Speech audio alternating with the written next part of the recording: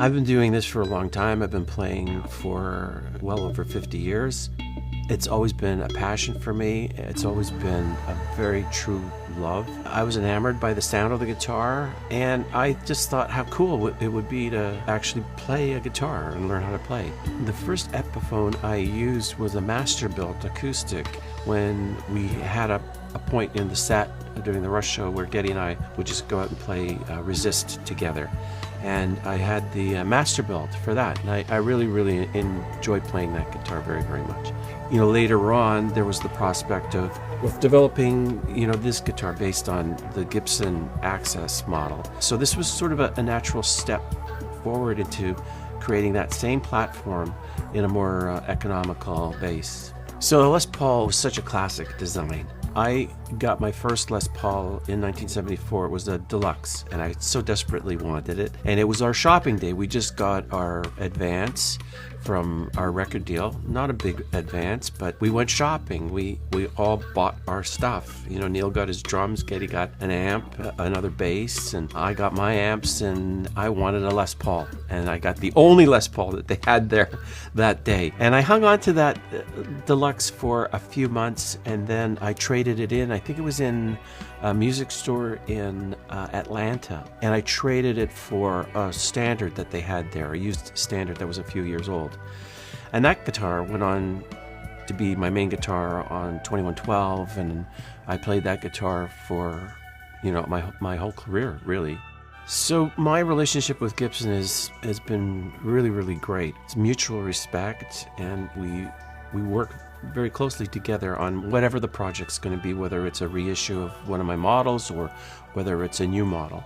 We spent a great deal of time on the Les Paul. I think it was a couple of years in development before it was finally released. We discussed building the Epiphone model in the same way. I was, very concerned about the quality and how that instrument was going to stand up. They sent a prototype, and I loved it. It was everything that I wanted it to be, and it had all those things that I was concerned about. And then, of course, this Crimson is the newest model, and it's stunning. It's a really beautiful guitar, and it feels great to play, and it sounds great. So it's worked out wonderfully well.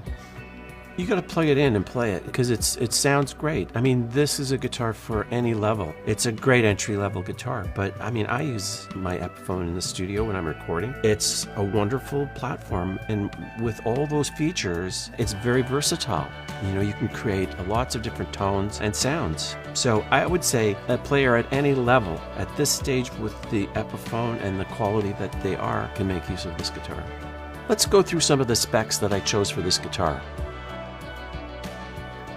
We have a belly scarf and an access heel on the back of the body. This facilitates getting your hand up high on the neck when you want to comfortably play on these very tiny little frets up here.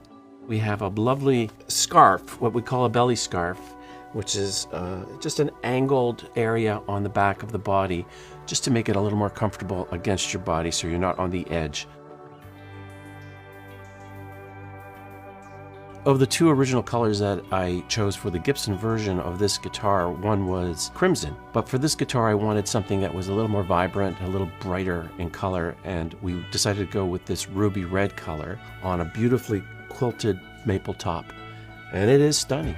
I started using a vibrato arm in my playing style probably in the late 70s, and the problem I always had was I wanted it on a Les Paul, and it was tough to get it on a Les Paul. I like to use the vibrato arm a lot. It's part of my style as a player, and I just had to include it on this model. So for all of you that are interested in pickups, I chose the Ceramic Pro for the neck position in that traditional classic tone, and I chose the Pro Bucker 3 in the bridge position just to get that added little grit and power.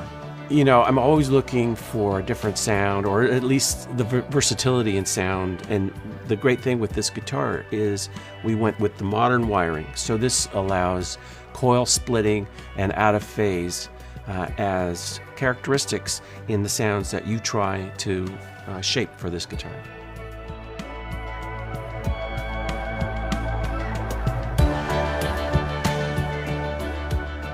I love it. The guitar is such a great instrument to play, and I feel blessed that I have the ability to still move my fingers around on the fretboard because it is so gratifying and so satisfying for your soul. We're talking about this guitar, but this is just an example of that platform that takes you to that place in your heart and in your soul to express yourself creatively and to just have fun. It's just fun to play. Always has been and always will be.